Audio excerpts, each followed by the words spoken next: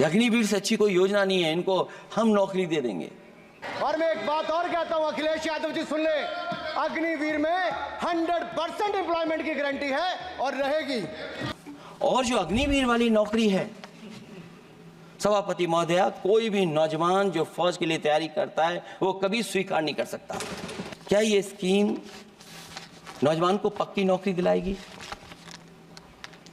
क्या इन स्कीम से 5,000 रुपए देकर के आप नौजवान का भविष्य बनाना चाहते हैं? आप क्या दे रहे हैं आप? और मुझे तो ये लगता है कि जो वर्क फोर्स आप बना रहे हैं ट्रेनिंग देकर के सरकार के पैसे से, अंतोगत्वा इनको भी एक्सप्लॉइट वही लोग करेंगे, उद्योगपति।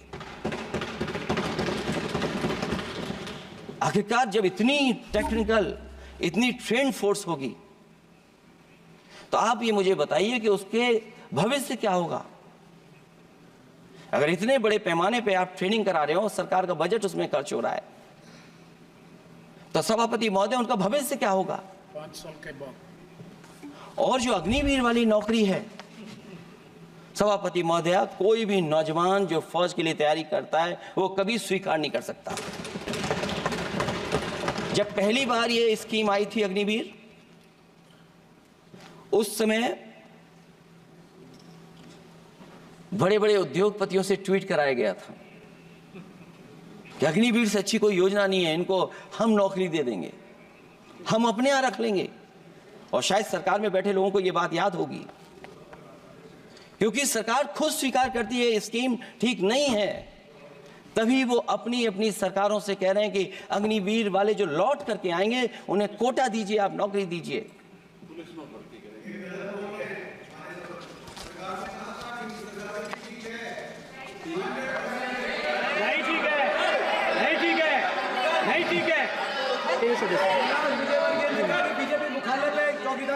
सभापति महोदया, मैं बैठ जाता हूं, आप खड़े होकर के कह दीजिए अग्निवीर व्यवस्था अच्छी है। मैं इस सभा में खड़े होकर कहता हूं, उस राज्य से तो हिमाचल प्रदेश से, जिसने पहला परमवीर चक्र विजेता मेजर सोमनाथ शर्मा दिए। कारगिल के युद्ध में सबसे ज्यादा शहीद होने वाले हिमाचल प्रदेश के वीर नौजवान थे।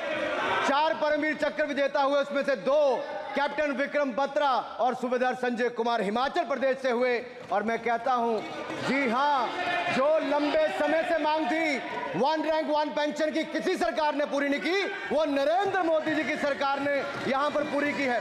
और मैं एक बात और कहता हूं, अखिलेश यादव जी सुन ले, अग्निवीर में 100% एम्प्लॉयमेंट की गारंटी है और रहेगी। माननीय सदस्य साहब अपनी बात। सभापति महोदया, जो मैंने बहुत छोटा सवाल पूछा था, मैं दूसरी बात कहता हूं, अगर ये जो बात आप कह रहे हो, तो आपको जरूरत क्यों पड़ रही कि आपको उत्तर प्रदेश में और प्रदेशों में कोटा देना पड़ रहा है 10%? सभापति महोदया, सभापति महोदय, सभापति महोदय, बैठिए। सभापति महोदय, जहां तक परमवीर, रुक जाइए।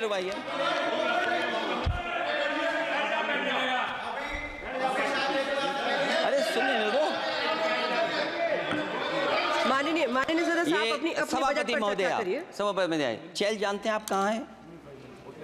चैल जानते हैं आप कहाँ हैं? कभी गए हो उस मिलिट्री स्कूल में?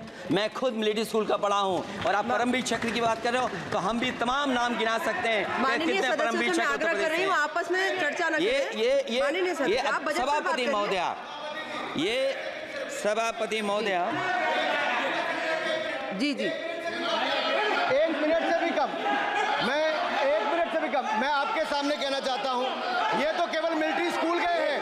मैं आज भी टेरिटोरियल आर्मी के 124 रेजिमेंट में कैप्टन के रैंक पे अपनी सेवाएं दे रहा हूं। अखिलेश जी, केवल ज्ञान मत बांटिए। राहुल गांधी जी के साथ बैठकर अब वहां बुलाने का झूठ बोलने की आपको आदत पड़ गई। प्लीज बैठिए, प्लीज। माननीय सदस्य से मैं आग्रह कर रही हूं, आप अपनी बजट पर चर्चा करें। सभापति महोदया, आपका समय पूरा हो गया है, प्लीज कंप्लीट करिए। सभापति महोदय, मैं इसलिए नहीं कह रहा, मैं क्या बात कहना चाहता हूँ, शायद मंत्री जी नहीं रहे इसलिए तकलीफ परेशानी ज्यादा है। और आप,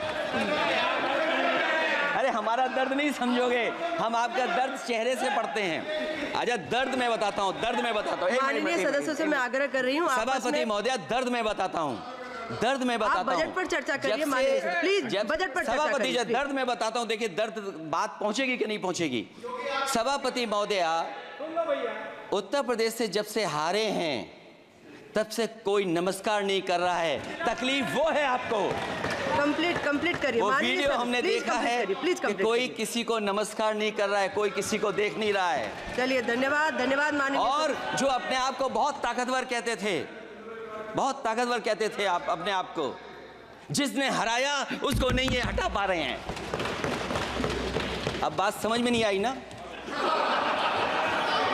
माननीय सदस्य। जिसने हराया उसको नहीं हटा पा रहे। और अगर माननीय सदस्य, सभापति प्लीज, महोदय, माननीय अग्निवीर सदस्य। व्यवस्था समाजवादी लोग स्वीकार ही नहीं कर सकते। आप बजट पर पूरी अपनी बात सभापति रखिए। महोदय, अग्निवीर स्वीकार नहीं कर सकते। आप अपनी जब भी चर्चा हम रखिए, सत्ता कोई में दिक्कत आएंगे, नहीं। साल 2 साल, ये चलने वाली सरकार नहीं है, गिरने वाली सरकार है, याद रखना। माननीय सदस्य। और देखिए, आप क्यों नहीं समझ रहे हो? साइकिल हमारा चुनाव चिन्ह है, साइकिल ही आपको सरकार चलवा रही है। जिस दिन साइकिल हट गई, आप कहाँ बैठे मिलोगे? और आखिरी में मैं कहता हूँ, चलते चलते आप 2 लाइनें कहता हूँ। बुनियाद को नकार कर जो इमारतें उठाएंगे, हम भी देखते हैं वो किस मंजिल तक जाएंगे। धन्यवाद। बहुत बहुत